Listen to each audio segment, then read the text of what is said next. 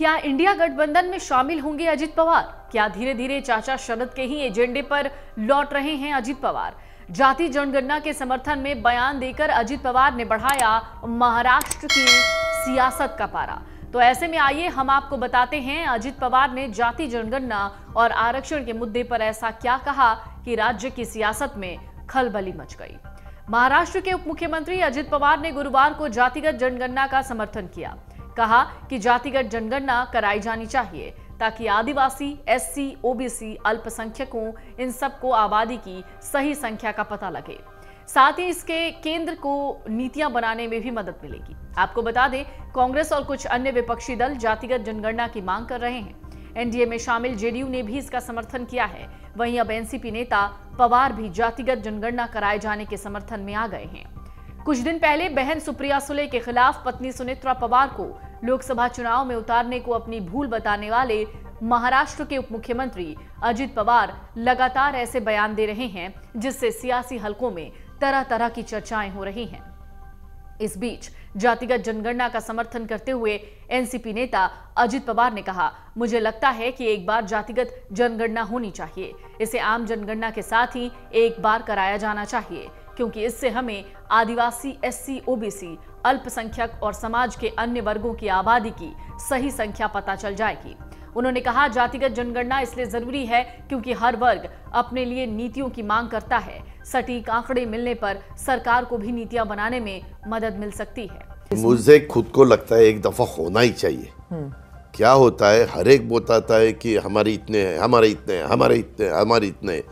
Total सबकी मिलाई ना तो 200 करोड़ पॉपुलेशन होगा। इतने क्लेम करते हैं लोग। सब हाँ। कि हमारा इतना ही है। हमारे यहाँ भी जब हम फिगर, हाँ चलो आपका कितना है, आपका कितना है, आपका कितना है, ये सब टोटल मारा ना तो हमारे यहाँ करीबन 40 करोड़ तक हम जाते हैं। हम है 13 करोड़, तो वैसा वहाँ भी 200-250 करोड़ तक जाएंगे। हाँ, सेंसस के साथ होना चाहिए। हाँ, एक दफा होने दो, क्योंकि 75 साल हो गए करीबन हम स्वतंत्र होने के बाद।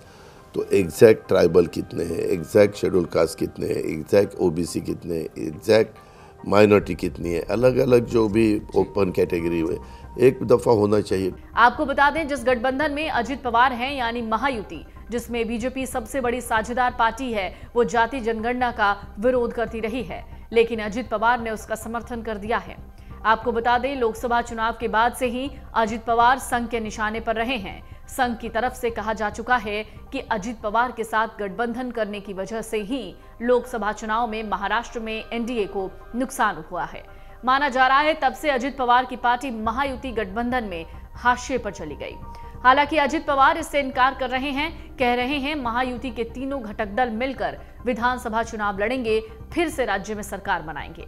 आगामी राज्य चुनावों के लिए सीट बंटवारे के बारे में बोलते हुए अजित पवार ने कहा कि उन्होंने शिवसेना का नेतृत्व करने वाले मुख्यमंत्री एकनाथ शिंदे और उप मुख्यमंत्री और वरिष्ठ बीजेपी नेता देवेंद्र फडणवीस से 2-3 बार बात की। सकारात्मक तरीके से बातचीत आगे बढ़ रही है। महाराष्ट्र में चुनाव की तारीखों पर अजित पवार ने कहा, यह तय करना चुनाव आयोग का काम है। अजित पवार ने शिक्षा और सरकारी नौकरियों में आरक्षण के लिए मराठा समुदाय की मांग पर चर्चा के लिए सर्वदलीय बैठक की वकालत की। अजित पवार ने कहा, विपक्षी दलों की उपेक्षा नहीं की जा सकती क्योंकि वो भी लोगों का प्रतिनिधित्व करते हैं।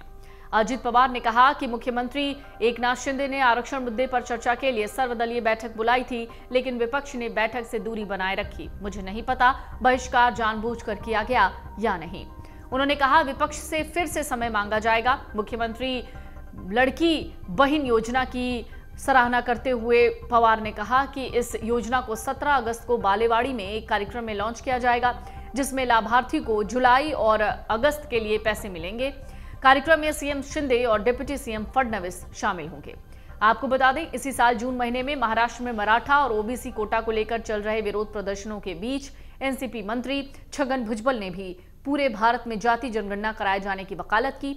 भुजबल ने कहा था, अगर ये जनगणना होती है तो देश के ओबीसी के लिए बहुत फायदेमंद होगी। उन्हें केंद्र से ज्यादा धन मिलेगा। भुजबल ने यह भी कहा था कि इसके होने से हम न केवल जनसंख्या बल्कि ओबीसी की स्थिति को समझ पाएंगे। उन्होंने कहा था ऐसा होने पर ओबीसी को भी धन उपलब्ध होगा जो वर्तमान में केवल एससी या एसटी के लिए उपलब्ध है। एनसीपी के संस्थापक शरद पवार भी जाति जनगणना की मांग कर चुके हैं। लोकसभा चुनाव में जाति जनगणना का मुद्दा छाया रहा था। विपक्ष खास करके राहुल गांधी ने इसकी वकालत की भी थी और पिछले महीने 31 जुलाई को कांग्रेस और उसके सहयोगी दलों के सांसदों ने जाति जनगणना करवाए जाने के लिए लोकसभा में जोरदार हंगामा और नारेबाजी की थी। अगर आप ये वीडियो YouTube पर देख रहे हैं तो हमारे चैनल को सब्सक्राइब करें और बेल आइकन को दबाना ना भूलें। अगर आप Facebook पर ये वीडियो देख रहे हैं तो हमारे पेज को लाइक करें।